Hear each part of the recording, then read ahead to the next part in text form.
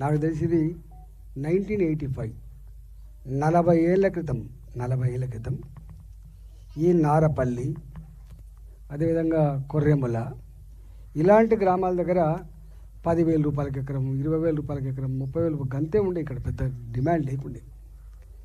అయితే పేదవాళ్ళు జనరల్గా ఆ కాలంలో నెలకు 250 రూపాయలే కదా, 280 రూపాయలే కదా, ఇక్కడి ఫీల్డ్ మీదకి రాకుండానే తక్కువనే కదా కొనుక్కుంటే ఎప్పుడైనా గిట్నే అవుతారు అనుకోకుండా, అంటే కొన్నవాళ్ళు కూడా గిట్ల అయిద్దని చెప్పి ఊహించకపోవచ్చు, ధర పెరుగుతుందని చెప్పి ఊహించకపోవచ్చు, దొంగలు కూడా ఉంటారని చెప్పి ఊహించకపోవచ్చు. ఉంటుంది పిల్లలకైనా అక్కడికి వస్తుంది అని చెప్పి ఆనాడు తక్కువ డబ్బుకు కొనుక్కున్న వాళ్ళు వీళ్ళంతా. ఎప్పుడు మారిపోయింది అంటే ధరలు పెరుగుతున్నప్పుడు ఈ కొనుక్కున్న వాళ్ళు మా భూమి ఎక్కడుంది, మా జాగ ఎక్కడుంది, ఒకసారి పోయి చూసేద్దామని చెప్పి చూసేసే వాళ్ళు ఎక్కువ. 85లో 86లో కొనుక్కుంటే మీరు ఎవరు ఆనాడు ఇల్లు కట్టుకుంటారు కదా, ఎందుకంటే ఇక్కడ ఇంత ఇవి జంగళ్ళు మనుషులు ఉండేటువంటి ప్రాంతాలు కాదు ఇవి. అప్పుడు ఊర్లలో ఉన్నారు కానీ ఇవన్నీ కంచెలు జంగల్లాగా మొత్తం రాళ్ళు రప్పలతో కూడుకున్నది కాబట్టి ఒకరు వచ్చి ఇల్లు కట్టుకునేటువంటి అవకాశం లేదు కాబట్టి కొనుక్కొని పెట్టుకున్నారు. 5 ఏళ్ళకో 6 ఏళ్ళకో కొద్దిమంది కట్టుకొని ఉందాం, మనకు వేరే దిక్కు లేదు కదా అని చెప్పి అనుకున్న వాళ్ళు మెల్లమెల్లగా ఇక్కడ ఒక స్టార్ట్ చేసి మెల్లమెల్లగా కట్టుకున్నారు.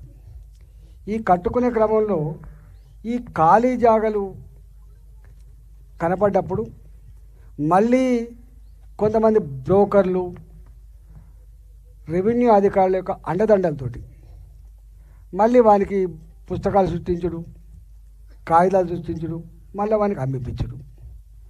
ఇంకా ఎంత దుర్మార్గులు అంటే ఎక్కడెక్కడైతే కట్టబడ్డాయో కట్టని వదిలిపెట్టేసి కట్టని వాటిని నంబర్ సృష్టించి, ఇప్పుడు మీరు 739 నుంచి 749 సర్వే నెంబర్లు, 149 ఎకరాలు.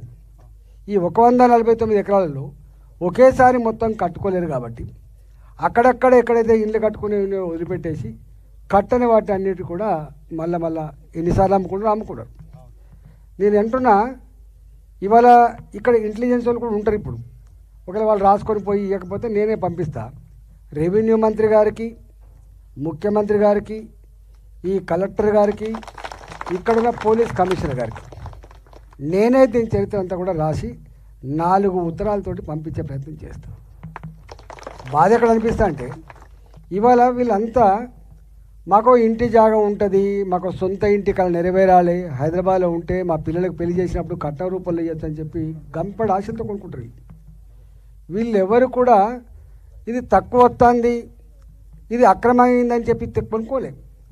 ఆనాడు బరాబర్ రేటు పెట్టి కొన్న భూములు ఇవి. మాకు ఎప్పుడు అక్కడికి వస్తా అని చెప్పి కొన్న భూములు కాబట్టి తప్పు కొనుక్కున్న ప్రజలది కాదు, తప్పు దొంగ కాగితాలు సృష్టించిన రెవెన్యూ అధికారులు జైల్లో పెట్టాలి. తప్పు తెలిసి కూడా పైరవి చేసుకున్నాంటి, పోలీసు వాళ్ళని మేనేజ్ చేసుకుంటా, రెవెన్యూ అధికారులను మేనేజ్ చేసుకుంటా అని చెప్పి ఇలా బలుపున్నటువంటి కొద్దిమంది రియల్ ఎస్టేట్ బ్రోకర్లు కొనుక్కోవచ్చు. నేను హెచ్చరిస్తా ఉన్నా, రియల్ ఎస్టేట్ బ్రోకర్లు మీరు డబ్బులు పెట్టి కొనుక్కున్నారా, ఏం చేసి కొనుక్కున్నారు, కానీ పేదల మీద దౌర్జన్యం చేస్తా అంటే ఖబర్దార్ నా కొడుకు అని చెప్పి చెప్తున్నాను. మీరు ఇవాళ మొట్టమొదలుగా నేను కలెక్టర్ గారికి కోరుతున్నా, ఈ మొత్తం భూమి వివరాలను పరిశీలన చేయండి. దీనికి బాధ్యులు ఎవరో, ఫస్ట్ అమ్మిన వాళ్ళు ఎవరు, ఫస్ట్ కొన్న వాళ్ళు ఎవరు, కొనుక్కొని లేఅవుట్ చేసుకున్న వాళ్ళు ఎవరు, ఆ లేఅవుట్లో కొనుక్కున్న వాళ్ళు ఎవరు, తదుపరి మళ్ళీ ఎందుకు అమ్మాల్సి వచ్చింది, దానికి కారకుడు ఎవడు, మళ్ళీ ఎట్లా వచ్చింది దానికి కారకుడు, ఇవన్నీ తీయాలి తప్ప. ఇవాళ ఎంత బాధ అవుతుందంటే మేము అనుకున్నాం చిన్న జిల్లాలు ఏర్పాటు చేస్తే కలెక్టర్లు ప్రజలకు నేరుగా కలుసుకునే అక్కడ ఉంటుందని చెప్పి అనుకున్నాం. మేము చిన్న జిల్లాలు ఉంటే మేనేజ్మెంట్ ఈజీ అవుతుందని అనుకున్నాం. చిన్న జిల్లాలు వచ్చినాయి, కలెక్టర్లు మనకు దొరకరు. కలెక్టర్ దరఖాస్తు ఇద్దామంటే పట్టించుకునే పరిస్థితి లేదు. ఎంత బాధ అంటే ఇవాళ పోలీస్ కమిషనర్ ఇక్కడ ఉంటాడు. ఈ పోలీస్ కమిషనర్ గారు మనల్ని కలవడానికి టైం దొరకదు, కానీ బ్రోకర్లు కలవడానికి మాత్రం టైం దొరుకుతుంది. ఇవాళ ఇంకా ఎవరైనా పెద్దవాడు పోతే నీది పరిష్కరించుకోరా అని చెప్పేటువంటి పద్ధతి ఉంటే మరి పేదల సంగతి ఏంది? ఇలా ఎక్స్ సర్వీస్ మెన్లు ఉన్నారు 92 మంది, ఇందులో రెవెన్యూ డిపార్ట్మెంట్ వాళ్ళు ఉన్నారు, పోలీస్ డిపార్ట్మెంట్ వాళ్ళు ఉన్నారు, ఎలక్ట్రిసిటీ డిపార్ట్మెంటు. ఒక్క మాట చెప్పాలంటే ఈ కాలనీలో ఏకశిలా నగర్లో కొన్న ప్లాట్లన్నీ కూడా ఆల్మోస్ట్ ఆనాడు ప్రభుత్వ పరమైనటువంటి డిపార్ట్మెంట్లలో పనిచేసి ఆనాడు బ్యాంకులలో రుణం పొంది ఇన్స్టాల్మెంట్ కట్టుకున్న వాళ్ళు తప్ప వీళ్ళు ఎక్కడ కూడా తప్పు చేసిన వాళ్ళు కాదు. కాబట్టి ఇవాళ నేను అడుగుతున్నా, ఏ ప్రజల సౌకర్యం కోసమైతే చిన్న జిల్లాలు కలెక్టర్లు అందుబాటు అని చెప్తూ ప్రవచించినరో మీరు వెంటనే స్పందించాలని చెప్పి కోరుతున్నాను నేను. ఇలా మీకు ఏం తీరికలేదు. ఇప్పుడు 2000 మంది కుటుంబాలు ఇలా ఖాళీ బట్టగట్టకుండా వాళ్ళు తిరుగుతూ ఉంటే వీళ్ళకి ఏం మంచి జరుగుతుంది? మరి రెవెన్యూ అధికారులు ఎందుకున్నట్టు, ఇక్కడ ఉన్నటువంటి ఆర్ఐలు ఎందుకున్నారు, ఇక్కడ ఉన్న ఎంఆర్ఓలు ఎందుకున్నారు, ఇక్కడ జరుగుతున్నటువంటి తతంగానంతా కూడా తీసుకుపోయి మరి ఇట్లా ఉన్నదని చెప్పి కలెక్టర్లు చెప్పించో, సీసీఎల్కి చెప్పించో, రెవెన్యూ మంత్రికి చెప్పించో చేయించాలి. కానీ లేదు. బాధ అనిపించే అంశం ఏంటంటే ఇట్లాంటి ఈ బ్రోకర్లకు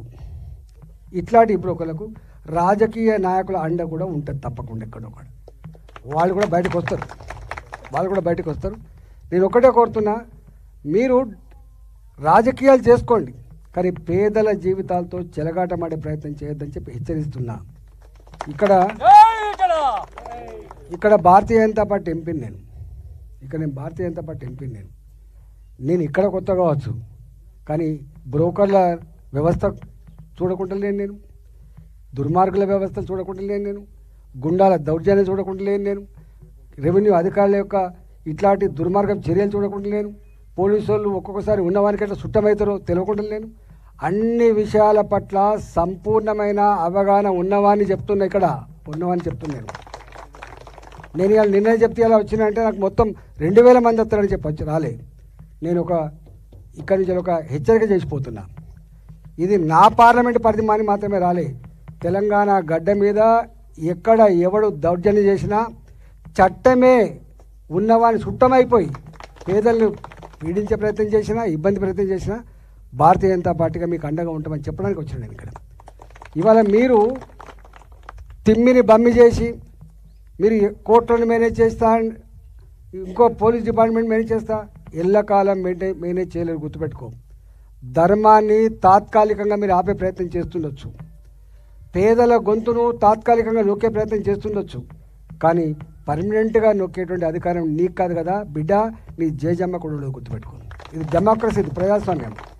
ఇంకా బాధ అనిపించింది, ఇలా వారు ఎవరు చెప్తున్నారు, కౌన్సిలర్ చెప్పిండా ఇవాళ శ్రీనివాస్ ఎంత బాగా అవుతుంది, 5 ఎకరాల భూమి అమ్ముకొని వచ్చి, లేదా ఇంతకుముందు చిన్న నౌకరీ చేసుకొని వచ్చి తీసుకున్న వీళ్ళందరి ఒక్కొక్కరి చరిత్ర రాసుకొని తప్పకుండా పంపించే ప్రయత్నం చేస్తా.